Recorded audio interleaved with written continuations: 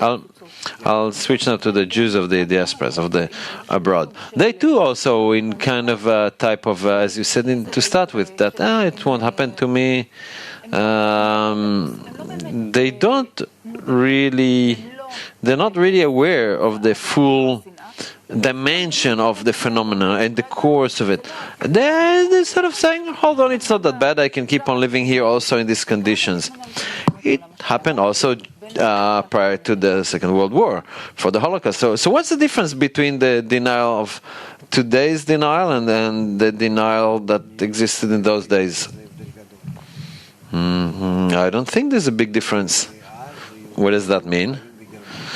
Because then the Jews lived in Germany, they saw how the situation deteriorate.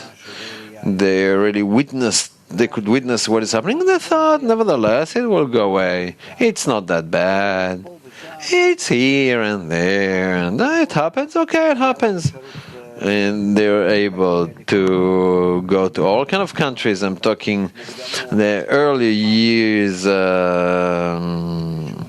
prior to the Holocaust, when there was still an option to travel everywhere and establish yourself, and they didn't do it. Rather later on,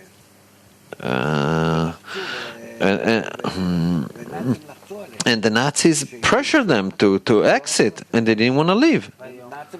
The Nazis told them, "We will kill you. Those who stay won't leave." Still, they didn't want to leave.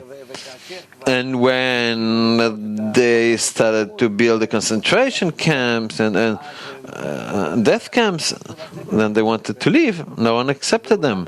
And those Jews, American Jews, did nothing in order to receive them in the U.S. Moreover, some of them were in the government and recommended the American presidents, the American government, not to receive the Jews.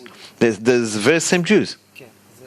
Yeah, so this familiar depiction sounds very far from nowadays situation. You said that you're feeling that the nowadays denial for the Jews of Europe is very similar to what was then.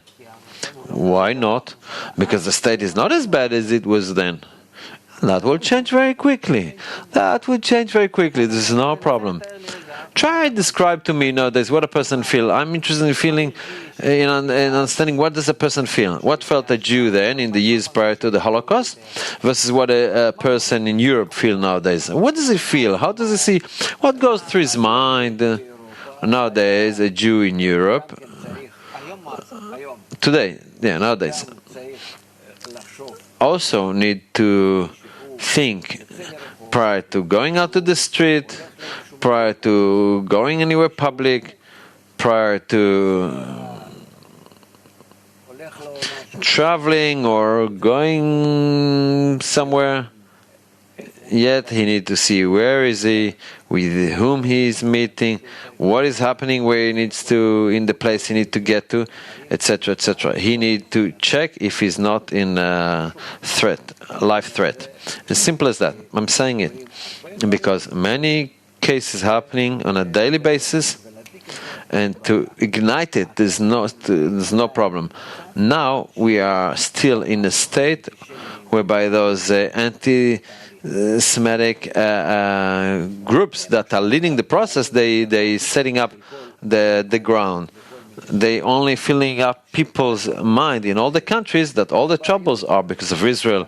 All the troubles, all the problems are because of things Israel is doing, and they can succeed in it because in each and every one, down since Babylon and all the history of Israel, the nations of the world, he has a seed of hatred towards Israel. Hence, to develop it, to pour a bit of water, feed a bit that seed that from which something will start sprouting a true hatred. It's not a problem. Nowadays, actually, in Europe, they speak of the fact that it's not hatred to Israel, rather it is hatred to the Jews. They speak of the fact that in Germany, you can hear sentences in the street like put the Jews in the gas chambers, burn down the Jews. Things weren't heard for over many years. It's something new. And they say it really speaks of pure hatred to Jews and not hatred of Israel is something that was sort of convenient for us to look at as hatred towards Israel. So what? We didn't learn anything? No, we're a stiff-necked nation. We don't learn. We learn nothing. Nothing. So what, will repeat itself like that all the time? This is the solution? Well, I'm not a prophet. But the fact that nowadays the wisdom of Kabbalah is being disclosed, being revealed, which explain to us what is the root of the problem and how should we care for it. Really do like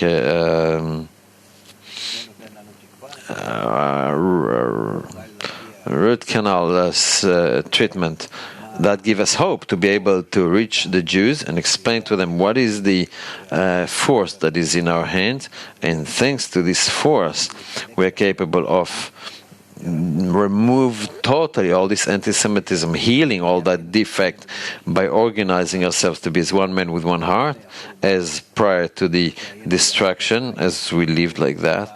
And due to that high degree that we show how, to what extent it is possible to be as a nation that is held only by mutual love, we too will be able to present this form of existence to the whole world, because the entire world is in great need of it. The world is on the doorstep of a terrible crisis in all life's manifestations: economy, education, family life, kids' education, each and everything. The crisis is general, is global.